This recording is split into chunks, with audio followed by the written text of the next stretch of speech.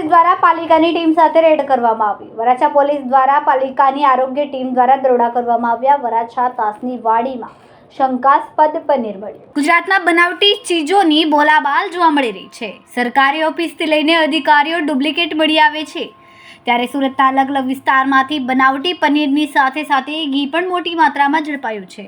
આરોગ્ય વિભાગની ટીમની મદદથી પોલીસ અને એલસીબી દ્વારા સમગ્ર કાર્યવાહી કરવામાં આવી હતી। આરોગ્ય સાથે ચેડા કરનાર તત્વો સામે હાલ પોલીસે આગળની કાર્યવાહી શરૂ કરી છે। સુરત પોલીસ દ્વારા પાલિકાની ટીમ સાથે રેડ કરવામાં આવી હતી। વરાછા પોલીસ દ્વારા પાલિકાની આરોગ્ય ટીમ દ્વારા દરોડા કરવામાં આવ્યા છે। વરાછા ખાતે આવેલી તાસની વાડીમાં શંકાસ્પદ પનીર ઝડપાયું છે। 150 કિલોથી વધારે શંકાસ્પદ પનીર ઝડપાયું છે। પાલિકાની આરોગ્ય ટીમ દ્વારા પનીરના સેમ્પલ લેવામાં આવ્યા છે। વરાછા પોલીસે 3 ઇસમોની અટકાયત કરી છે। હું DK Patel, food safety officer, Surat મહાનગરપાલિકા।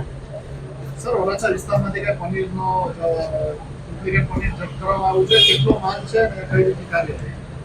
વરાછા પોલીસ સ્ટેશનનો સ્ટાફ તથા ફૂડ વિભાગની ટીમ સાથે મળી એક ડુપ્લિકેટ પનીર શંકાસ્પદ હોય તેવી માહિતી મળતા અમોએ પ્લોટ નંબર 116, દુકાન નંબર 2, તાસની વાડી, AK રોડ, સુરત ખાતે આવેલા છીએ અને ત્યાં પનીરનો જે શંકાસ્પદ નમૂનો લઈ ને પૃથ્થકરણ સારું પબ્લિક હેલ્થ લેબોરેટરીમાં મોકલી આપવામાં આવશે તથા જેનું પૃથ્થકરણ અહેવાલ આવે આગળની કાર્યવાહી કરવામાં આવશે।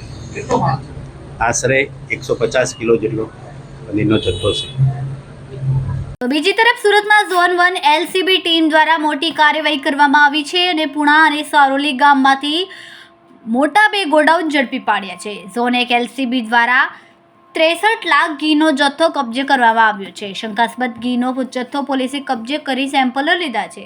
ગોડાઉનમાં ઘી બનાવીને અલગ અલગ પેકેટમાં પેક કરતા હતા। શંકાસ્પદ ઘીનો જથ્થો સુરત શહેર અને જિલ્લાના દુકાનોમાં વેચતા હતા। પુણા પોલીસ સ્ટેશનમાં જાણવા જોગ ફરિયાદ નોંધી પોલીસે તપાસ શરૂ કરી છે। ઝોન 1 एलसीबी द्वारा एक व्यक्ति की अटकायत करी है। कल 28 जनवरी 2025 को बातमी के आधार पर हमारी एलसीबी की टीम ने जोन 1 के विस्तार में पूना और सरोली पुलिस स्टेशन के विस्तार में 3 स्टोर्स में शंकास्पद घी की बरामद किया है।